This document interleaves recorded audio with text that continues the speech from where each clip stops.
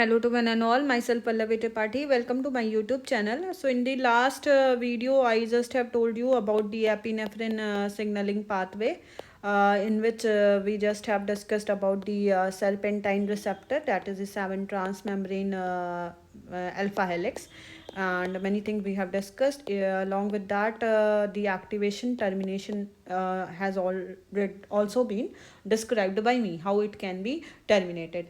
So today, in that context only, in the context of cell signaling, we are going to discuss the phosphoinositide signaling pathway.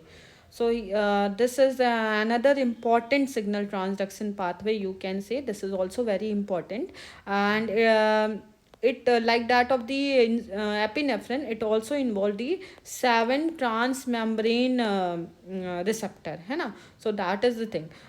You can just here consider the primary messenger. Their primary messenger was epinephrine. Here primary messenger you can consider the angiotensin second, है ना. So suppose the what will happen, primary messenger will bind as soon as I have told, receptor is 7 transmembrane. So here in this receptor also, on the cytosolic side, there is a trimeric protein, that is the G alpha, G beta, G gamma, है ना. So that is the thing. So it will just once the messenger binds, this will cause the transformation of GDP into GTP. Once the GTP is formed, it will lead to the dissociation of the G beta and gamma from the G alpha. Once the this dissociation takes place, G alpha will move and bind to the their G alpha. We just have discussed that it will go and bind to the adenyl cyclase in case of the epinephrine, but here the G alpha will bind to the phospholipase C. Then once the phospholipase C is activated, it will just break the PIP2, है ना. It will break the PIP2 into the two things, that is the DAG, diacyl glycerol, and inositol 1,4,5 triphosphate, है ना. So one thing that we are saying that here the G alpha will bind to the phospholipase C, whereas in previous I just have told it will bind to the adenyl cyclase. So there are some G protein you must know, है ना. We are talking of, although if we just say the G protein na, so you must remember it could be either monomeric or you can say trimeric, है ना. तो trimeric we are discussing. So in monomeric, you surely have heard of RAS, RO, RAN in nuclear transport, है ना. RAN, GDP, GTP, all these things are involved. RAB is also there. So these are the example of the monomeric G protein, है ना. G protein coupled receptor. If I just tell you the full form of G protein, it is the guanine nucleotide binding protein. So if we talk of the trimeric, here you can just remember the types: GS, GQ, GI, G12, G13.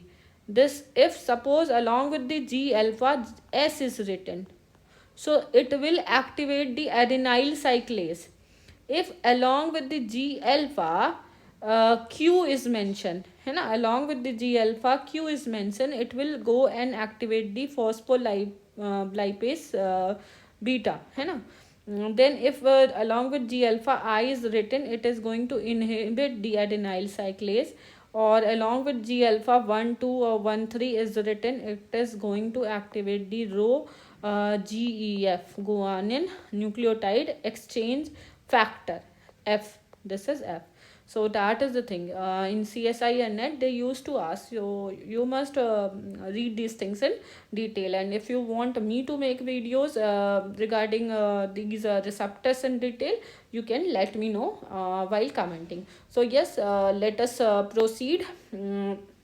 Whatever I just have discussed. You can just see here PiP2, once it is broken down, it will be converted in DAZ and inositol 145 triphosphate. So you can just see here how the binding takes place, and the trimeric serpentine receptor is there.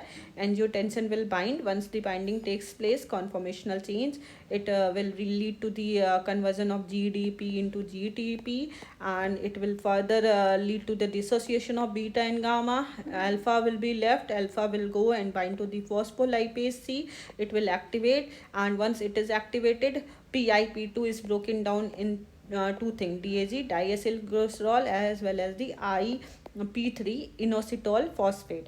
So DAG can just carry out the separate step, and IP3 can further go into the endoplasmic reticulum. So once it goes into the endoplasmic reticulum, you all know that in the endoplasmic reticulum calcium is just stored. So it will allow the calcium to come out, to be released in the cytosol, and there will be calcium binding protein like that of the calnexin, uh, many are there, calmodulin. So they will just bind to these calciums, and once the binding takes place, certain cellular response will be observed.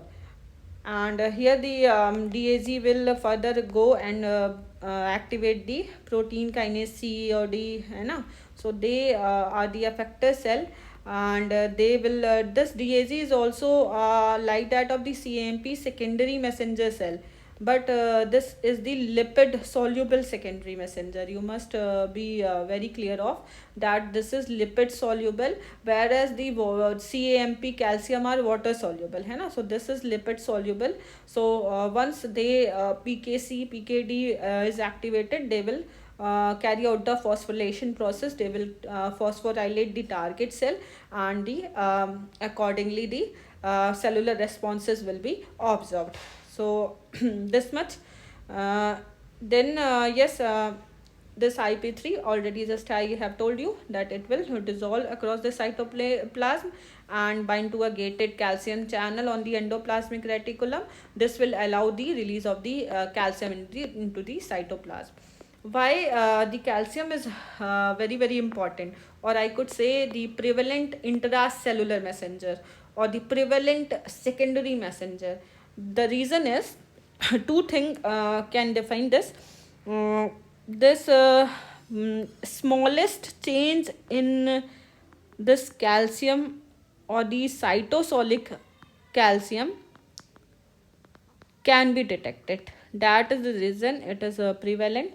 Second point, calcium ion strongly bind with the calcium binding protein, है ना. They bind very strongly or efficiently with the proteins. Calcium binding protein, calnexin, calmodulin, many are there. So they bind very efficiently. So that's the reason. What basically happened during the steady state, when calcium concentration is low, they just what they do, they just bind to the negatively charged region on protein, है ना, and they form a insoluble complex, and this insoluble complex can be harmful to cell. So that's the reason cell pump calcium to ER and store it. So you can say intrinsically low level of cytoplasmic calcium allow cell to detect even smallest of change in the calcium, even smallest. I am using word not small, smallest, है ना. So that is the thing. So yes, why it second point was why it binds strongly with protein. You all know that on calcium 2 positive charge, na, so it can form strong interaction with negatively charged side chain and oxygen atom that is present on the carbonyl group of protein, है ना. So that is the thing. So you can just see calcium, it will bind PKC with the help of DAG and activate the PKC for further cellular process. I already have shown you with the means of diagram. Or it could combine with the calcium binding protein to activate the protein kinase. So thank you, this much for this video. Two more pathways are to be discussed by me in this chapter, that is the cell signaling, that I will discuss in the another video. Thank you for listening.